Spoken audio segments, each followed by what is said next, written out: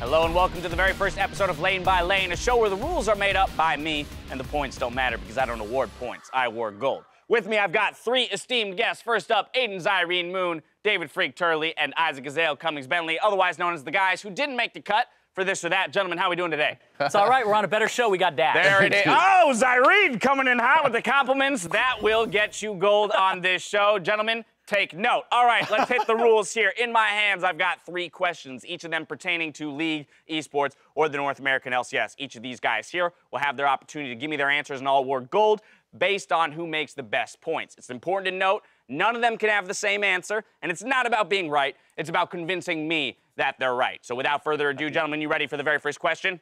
Of course. Go. All right, let's jump into it. Question number one, which team is going to have the biggest gap between their spring split finish and summer split finish?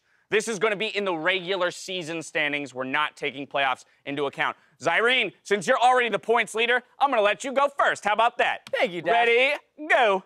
Echo Fox. They already started at the bottom. They're already 2-0 in matches already. I think they're going to keep climbing. Froggen's on point. They can play around him in the mid. Acadian's got that synergy down with him. And they did have an easy schedule, I'll give you that. But it's a good point that since they started so low, they kind of have the most room to gain, right? Yeah, sure. All right, Freak, what do you got for me? Immortals, because they'll actually do well in the summer split here. They've also got the 2 record, but it's actually good wins. Zyrene, you can't just say, oh, but they had a weak schedule and expect me to not attack that, because that schedule was free, and they still almost lost to Liquid in that first game. Immortals started off hot. Immortals actually beat good teams. They're actually good. They beat 2 playoff teams. They beat 2 teams that were doing very well. I really do believe that Immortals are here for the long haul, and they got, well, like a 7th place finish before. The Xmithie change has definitely made them go better. Pobelter is on rare form here. This team's hot. I mean, plus, they're a regular season team, and that's all they got to do. AZAEL, for this question, not Echo Fox, not Immortals, what are you going with? I mean, I think Echo Fox is going back down to the bottom, but a team that is not going to be back down to the bottom is Envy. They started at 10th. I think they are moving up. I think that they improved a lot in the mid lane with Pyrion.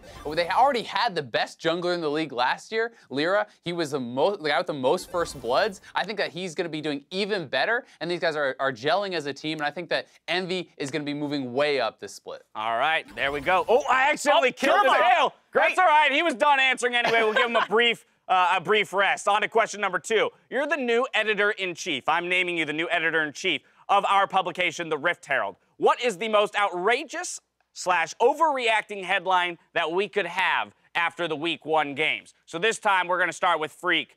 Ready, go. Xmithie, best jungler in the world.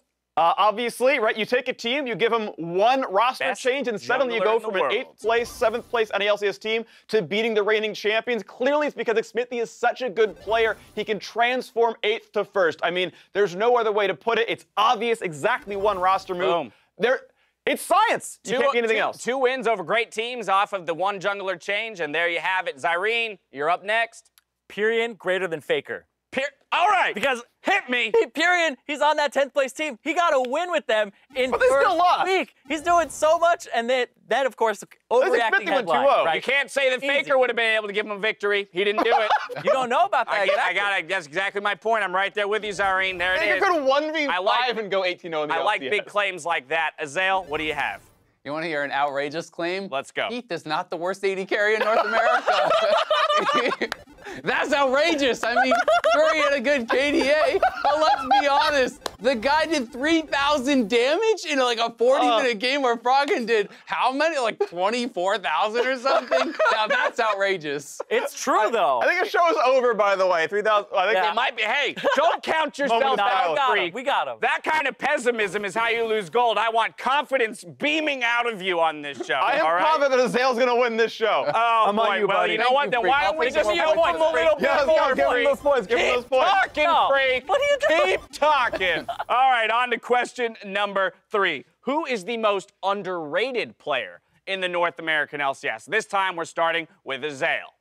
Ooh, the most underrated. I'm actually going to say Xmithie, because this is a guy that has been slept on for so long. Everyone thought that Immortals got the worst trade out of this, that they were going to be awful with them. You know, you're looking at Dardoch. Oh, yeah, Dardoch carried all of Immortals games. How are they going to succeed without this first blood, highly mechanical jungler? Well, Xmithie came in. He's adding leadership to the team. He's having good shot calling. He's synergizing well with the team, and he's willing to play a role-playing style to allow others to succeed, and that makes the team win. You're making a lot of great points here. I can only give you a 200, though, because Skara said this like 2 years ago. So, in my opinion, you're just taking somebody else's idea. What? But we've been saying he's underrated, but last split, Xmithy was second most deaths in the whole league. We're rating him exactly where he should be. Ooh, we're in the present now, Zyrene. It's this year. Where are we? Where are we, Zale? Two in the games present? in? Two no, games in? You're dead. You're in the past. All right, Freak, what do you got for me? Most underrated player, Wild Turtle. The man has more titles than any other bot laner in North America.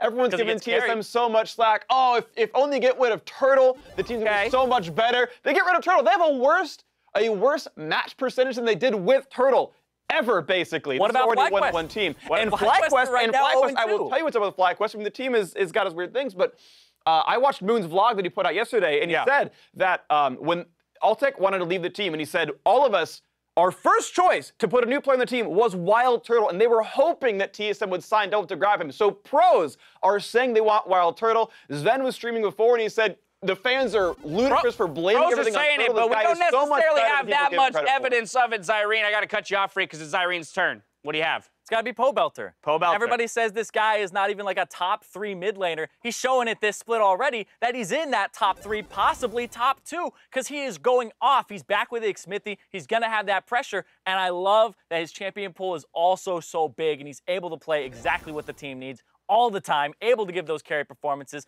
able to give those performances from behind as well. He is. Team back in. He's very good, but of course, as you mentioned, that Pobelter's success is at the hand of Xmithy as well. AZAEL's got to get 200 extra points. That's going to bring us to the end of the show. So as I pause it, Dash. What was that? You know who's really underrated? You, Dash.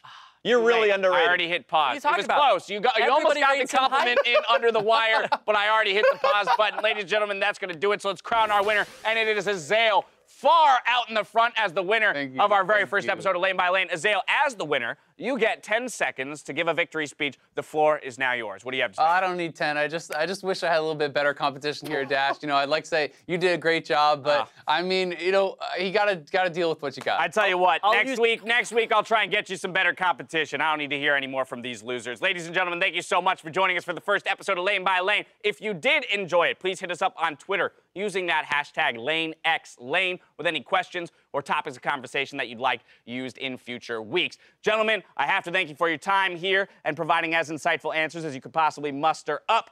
And hopefully we'll see you all next week. Have a good night. AZAEL, first man carried by Keith. Amazing. Underrated. I love you guys.